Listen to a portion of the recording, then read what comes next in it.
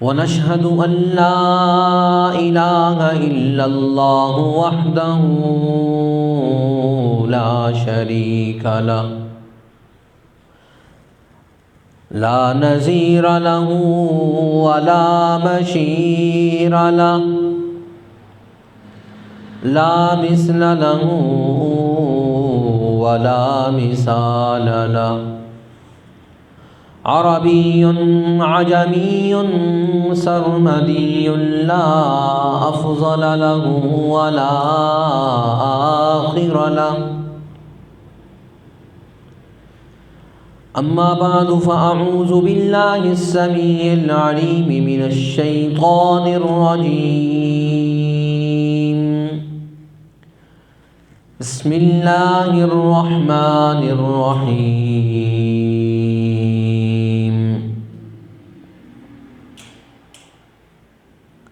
قل إن كنتم تحبون الله فاتبعوني يحببكم الله ويغفر لكم ذنوبكم والله غفور رحيم.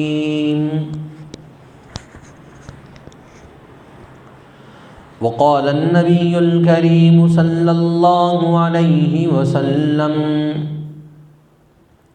لا يؤمن أحدكم حتى أكون أحب إليه من والده وولده والناس أجمعين أو كما قال نبينا عليه الصلاة والسلام.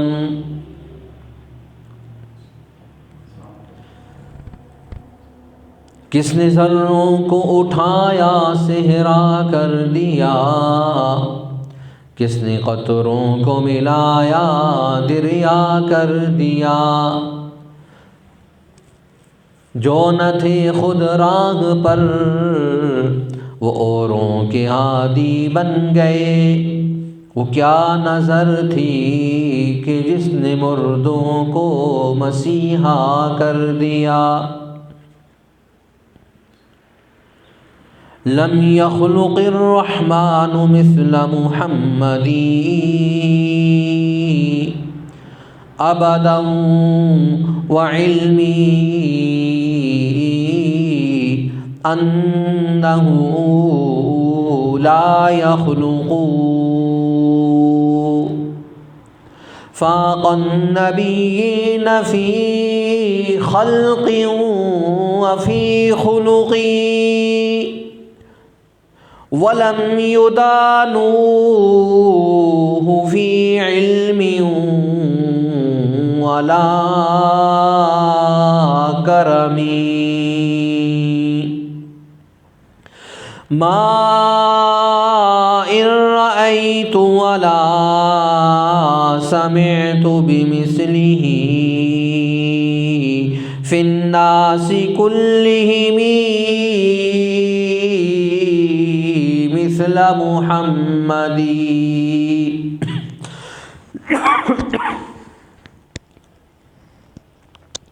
ما إن مدحت مقالتي بمحمد ما إن مدحت محمدا بمقالتي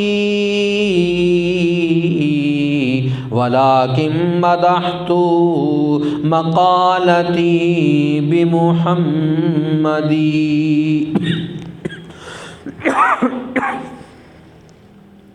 لكل نبي في الأنام فضيلة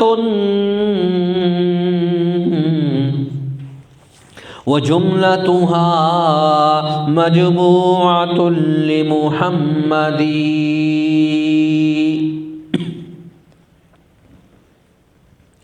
قال حسان بن ثابت رضي الله عنه أحسن منك لم تر قط عين وأجمل منك لم تلد النساء خلقت مبرأ من كل عيب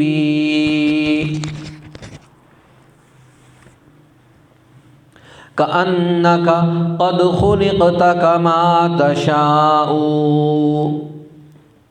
فداء الأخلاق لمن أخلاقه شهدت اللهم لك الحمد كما أنت أهله فصل وسلم على سيدنا محمد كما أنت أهله وافعل بنا ما أنت أهله فإنك أهل التقوى وأهل المغفرة۔ گرامی قدر سامعین، عزیز دوستوں، بھائیوں، بزرگوں،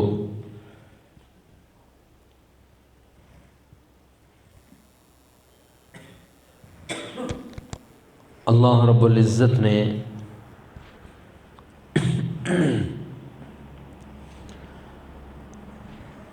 حضرت انسان کو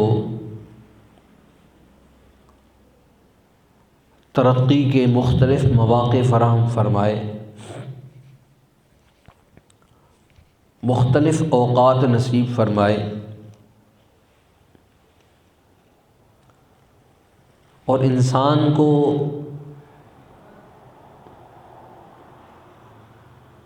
جتنی یہ روحانی ترقی نصیب ہوتی ہے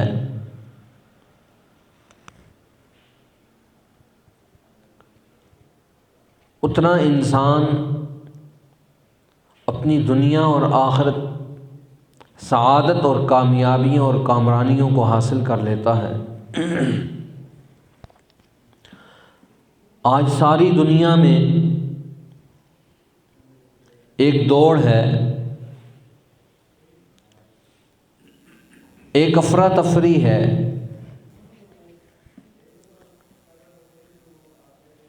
اور دنیا کے اعتبار سے دنیا والوں نے لکڑی پر محنت کی، اس دنیاوی دوڑ میں آگے نکل گئے، پتھر پر محنت کی، بہت آگے چلے گئے۔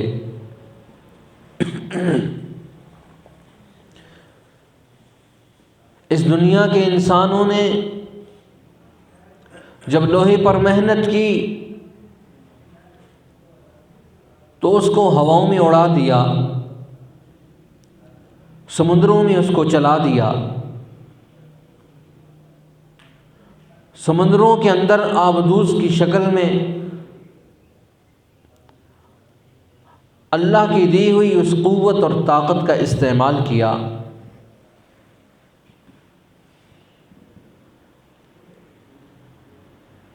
یہ خالق فطرت کی عطا ہے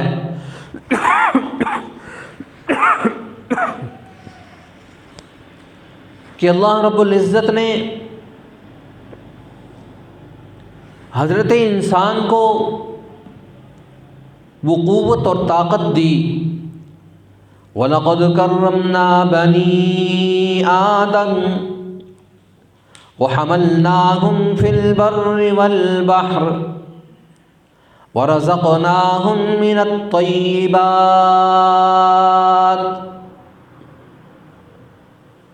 حضرت انسان کو اتنی قوت اور طاقت دی، بحر و بر میں اس نے اپنی قوتوں اور طاقتوں کا استعمال کیا۔ خشکی کے میدان، تری کے میدان، ہواؤں اور فضاؤں کو اللہ رب العزت نے حضرت انسان کے لیے مسخر کر دیا، اور حضرت انسان نے اس مادی دنیا پر محنت کی،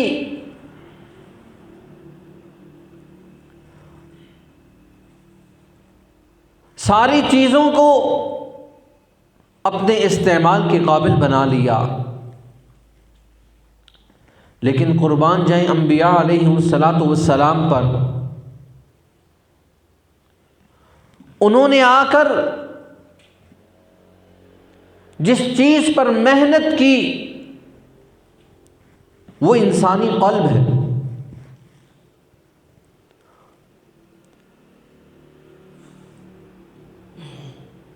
جب انسان کے اندر کا یہ قلب، یہ لوتھڑا، یہ درست ہوتا ہے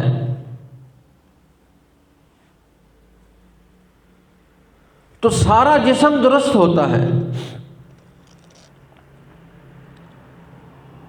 جیسے کسی ملک کا کوئی بادشاہ ہوتا ہے، جسم کا جو بادشاہ ہے وہ یہ قلب ہے، وہ یہ دل ہے۔ الا ان فی الجسد مضغۃ اذا صلحت صلحت الجسد كله واذا فسدت فسدت الجسد كله الا وهي القلب۔ حضور نے فرمایا تمہارے جسم میں ایک لوتھڑا ہے، جب وہ درست ہوتا ہے سارا جسم درست ہوتا ہے، جسم کی ساری حکومت درست ہے، اور جب اس لوتھڑے کے اندر فساد پیدا ہو جائے تو اس کے نتیجے میں سارا جسم بیمار پڑ جاتا ہے۔ اس لیے سارے جسم کو خون، دل دھڑکتا ہے، پمپنگ ہوتی ہے، سارے جسم کو خون پہنچتا ہے، پھر واپس دل میں آتا ہے، پھر دل دیتا ہے، پھر واپس آتا ہے۔ اور اگر دل کام کرنا چھوڑ دے تو انسان مردہ ہو جائے، انسان کی حیثیت ختم ہو جائے۔ اور اگر صرف اس خون کے اندر ہلکی سی حرارت اللہ پیدا کر دے تو لوگ کہتے ہیں جی یہ اس کا دل پھڑکنا شروع ہو گیا، ماہی بیاب کی طرح یہ تڑپنا شروع کر دیا اس نے۔ اور اگر دل میں حرارت کے ساتھ خشکی پیدا ہو جائے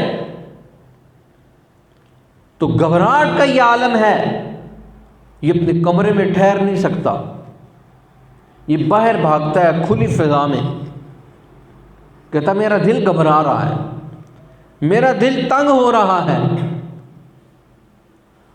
جب انسان کے قلب کو ظاہری بیماری لگ جائے انسان اس کو برداشت نہیں کر سکتا، اور اگر اسی قلب کے اندر روحانی بیماریاں پیدا ہو جائیں پھر انسان کے قلب کی کیا حالت ہوگی۔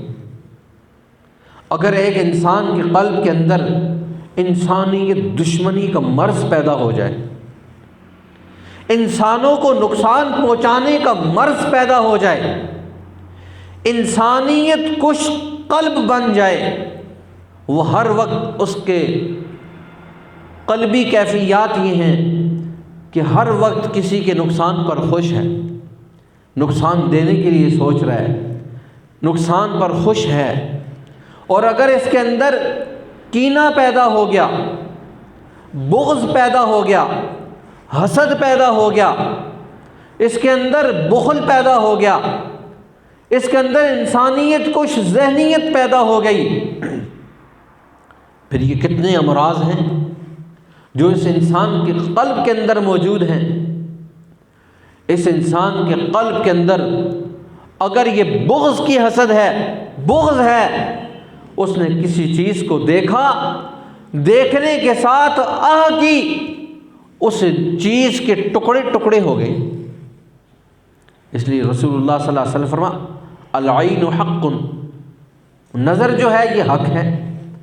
اگر کسی کو نظر لگی، اب اس کے قلب کے اندر حسد کی آگ ہے، بغض کی آگ ہے، گاڑی کے ٹکڑے ہو گئے، ایکسیڈنٹ ہو کر گاڑی کا حشر ہو گیا، یہ قلب کے اندر کی کیفیت ہے جو آنکھ سے باہر نکلی،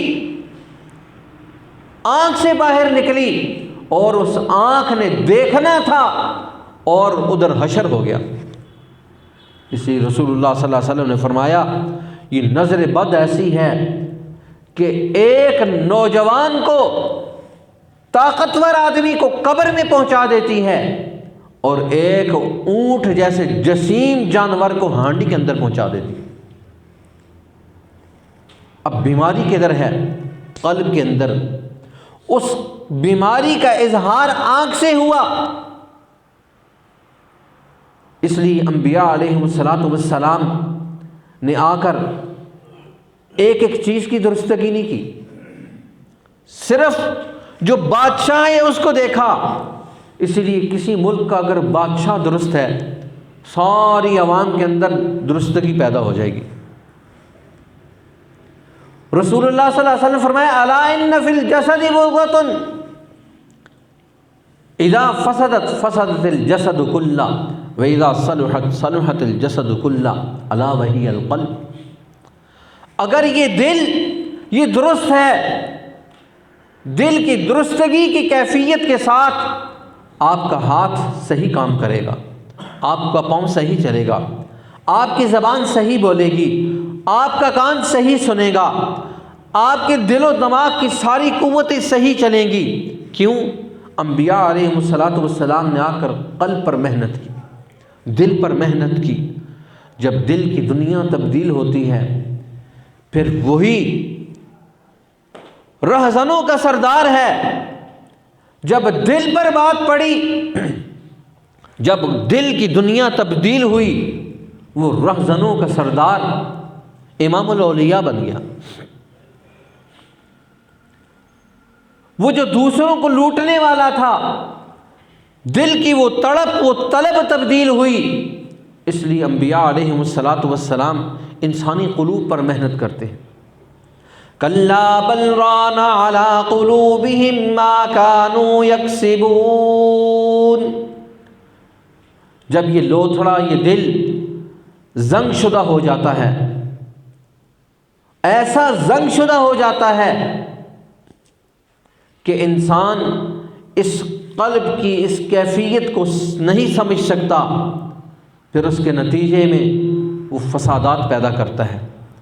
یہ متکبر ہو گیا، یہ بخیل ہو گیا، یہ حاسد ہو گیا، یہ کینہ پرور ہو گیا، یہ دوسرے انسانوں کو نقصان پہنچانے والا ہو گیا۔ آج ساری دنیا پر مال کی کمی نہیں، آج ساری دنیا پر وسائل اور اسباب کی کمی نہیں۔ کمی کس چیز کی ہے؟ دل کی دنیا ہماری اپنی مرضی کی ہے، اللہ اور اللہ کے رسول کی مرضی کی دنیا دل کی نہیں۔ جب دل اللہ اور اس کے رسول کی مرضی پر چلتا ہے تو پھر دل بادشاہ ہے جسم کا، وہ آرڈر کرتا ہے، اس کو آرڈر مانا جاتا ہے، اس کو آرڈر مانا جاتا ہے۔ یہ اقلیم بدن کا شہنشاہ ہے۔ جب دل صحیح سالم ہے، سلامت ہے، نیکی کا خوگر ہے، اخلاق کا خوگر ہے، وہ ہاتھ کو صحیح حکم دے گا، آنکھ کو صحیح آرڈر کرے گا، وہ زبان کو صحیح آرڈر کرے گا، وہ جتنے بھی اخلاق رذیلہ ہیں وہ دب جائیں گے، اخلاق حمیدہ اٹھ جائیں گے۔ آج ساری دنیا پر مال اور اسباب کی کمی نہیں، کمی ہے تو دل کی دنیا کو تبدیل کرنے کی ہے۔ انبیاء علیہم السلام دل پر محنت کرتے ہیں۔